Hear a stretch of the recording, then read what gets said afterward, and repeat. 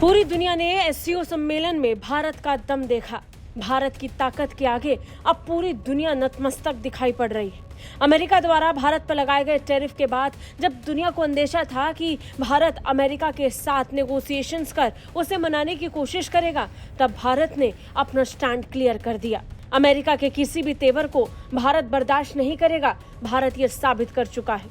नतीजन अपने बाकी साझेदारों की तरफ भारत ने बढ़ना शुरू कर दिया और एससीओ सम्मेलन से आई वो तस्वीर अब अमेरिका को टेंशन में डाल रही है। चीनी राष्ट्रपति शी जिनपिंग, प्रधानमंत्री नरेंद्र मोदी और रूसी राष्ट्रपति व्लादिमीर पुतिन की ये तिगड़ी इस समय अमेरिका को बेचैन कर रही है। नतीजन अमेरिकी वित्त मंत्री स्कॉट बेसेंट ने भारत को लेकर एक ऐसा बयान दे दिया जो अब चर्चाओं में है।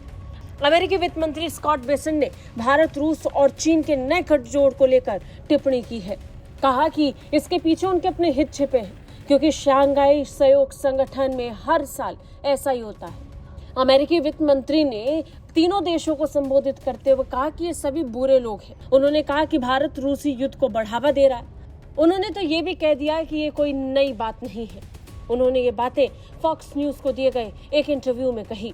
इंटरव्यू के दौरान एक सवाल का जवाब देते हुए बेसेंट ने भारत के पीएम मोदी की रूसी राष्ट्रपति व्लादिमीर पुतिन और चीनी राष्ट्रपति शी जिनपिंग के साथ हाल ही में हुई मुलाकात को लेकर चिंताओं को खारिज कर दिया। कहा कि ये शंघाई सहयोग संगठन का एक नियमित आयोजन है जो सिर्फ दिखावा है। साथ ही उन्होंने भारत, रूस और चीन को बैड एक्टर करार दिया। वहीं स्कॉट बेसेंट, जो अब से कुछ दिनों पहले इस बैठक से पहले तक कह रहे थे कि भारत के साथ उनके संबंध एक दिन जरूर सुधर जाएंगे, वही वित्त मंत्री अब भारत को बैड एक्टर यानी बुरे लोग बता रहे हैं। वित्त मंत्री ने जोर देकर अपने बयान में कहा, भारत दुनिया का सबसे अधिक आबादी वाला लोकतंत्र है। इसके मूल्य रूस की तुलना में हमारे और चीन के ज्यादा करीब है। हालांकि उन्होंने भारत और चीन दोनों को बुरा करार देते हुए कहा कि देखिए, ये बुरे लोग हैं।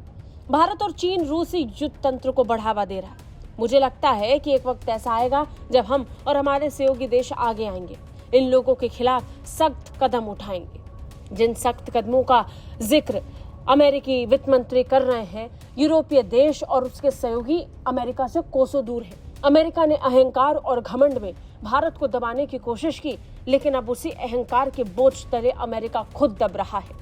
क्योंकि अगर ऐसा नहीं होता तो अमेरिका के वित्त मंत्री, विदेश मंत्री या फिर रक्षा मंत्री अलग अलग बयान नहीं दे रहे होते। एक तरफ अमेरिकी वित्त मंत्री हैं जो तेवर दिखा रहे हैं, दूसरी तरफ अमेरिकी विदेश मंत्री मार्को रूबियो का बयान है। जिस समय एससीओ सम्मेलन चल रहा था, ठीक उसी वक्त मार्को रूबियो ने भारत और अमेरिका के मजबूत संबंधों का हवाला दिया। ये बीच बचाव की कोशिश ट्रंप के मंत्रियों की समझ से परे हो चला है। ट्रंप के मंत्रियों को समझ नहीं आ रहा है कि क्या नीति अपनानी चाहिए। कुल मिलाकर भारतीय डिप्लोमेसी के आगे अमेरिकी डिप्लोमेसी अब पस्त दिखाई पड़ रही है। खासकर अमेरिका में ट्रंप के मंत्रियों का अलग अलग स्टैंड तो यही बता रहा है। ब्यूरो रिपोर्ट, भारत तक।